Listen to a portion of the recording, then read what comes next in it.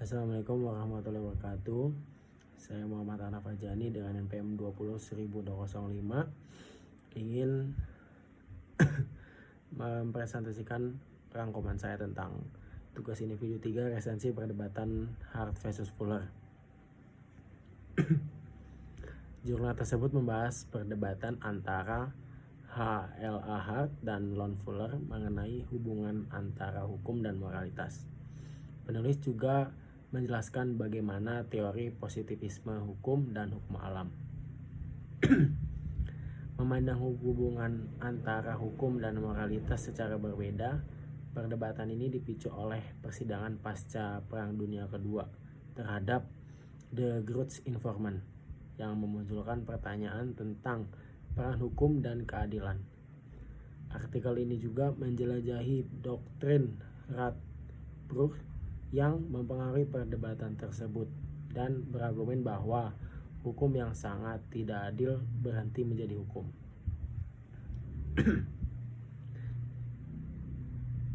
Penulis menekankan pentingnya memahami perkembangan positivisme dalam konteks wacana intelektual.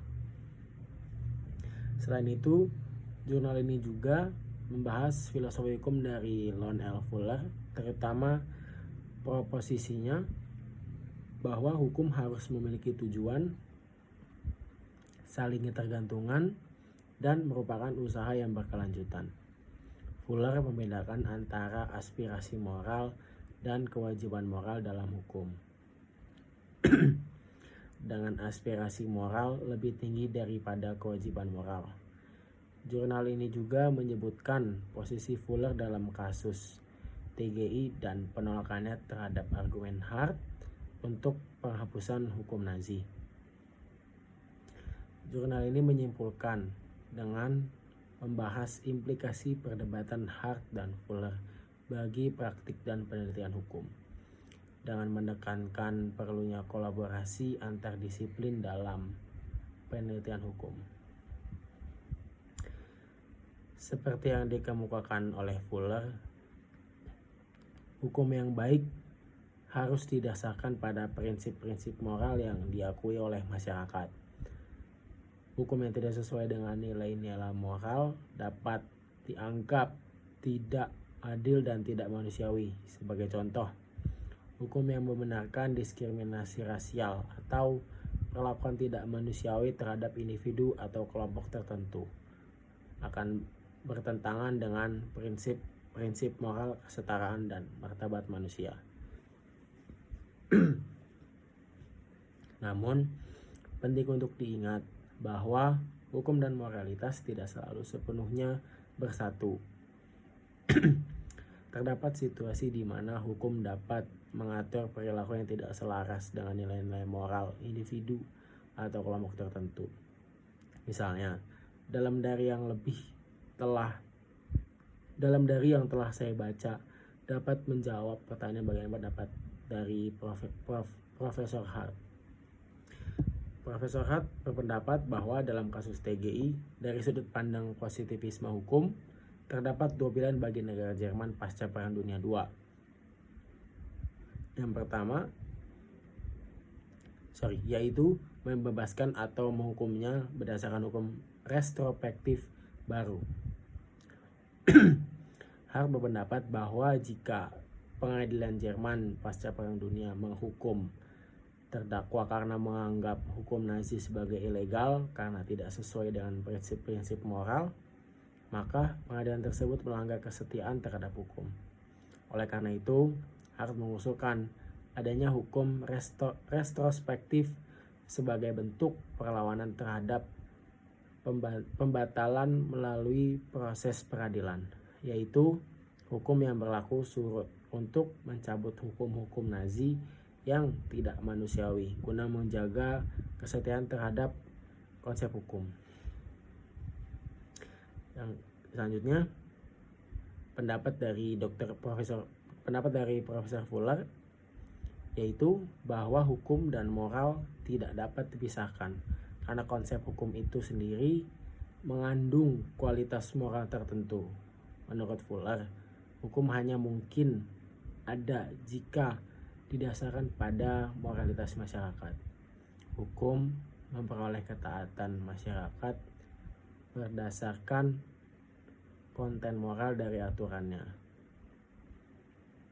yang disebut oleh Fuller sebagai moralitas eksternal. Selain itu, Fuller berpendapat bahwa hukum juga memiliki moralitas internal yang timbul dari sifatnya sebagai aktivitas manusia yang bertujuan. Moralitas internal pada prinsipnya bukan tentang konten hukum, tetapi tentang kualitas hukum yang harus dimiliki untuk menjadi hukum secara keseluruhan. Lalu Fuller juga mengusulkan definisi hukum dalam bentuk proposisi yang mencakup 3 elemen. Yang pertama, ada tujuan. Yang kedua, ada saling menguntungkan. Dan yang ketiga, ada usaha yang berkelanjutan.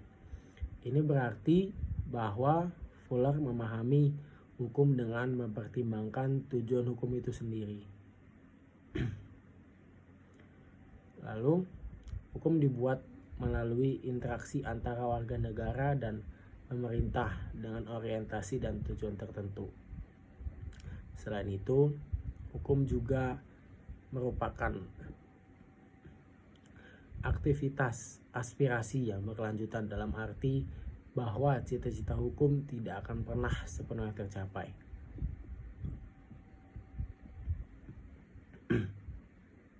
Pendapat Fuller tentang kasus TGI lebih kurang sama dengan pendapat Radbruch pada pasca perang. Fuller berpendapat bahwa sistem hukum Jerman di bawah rezim Nazi tidak layak untuk mengesahkan hukum.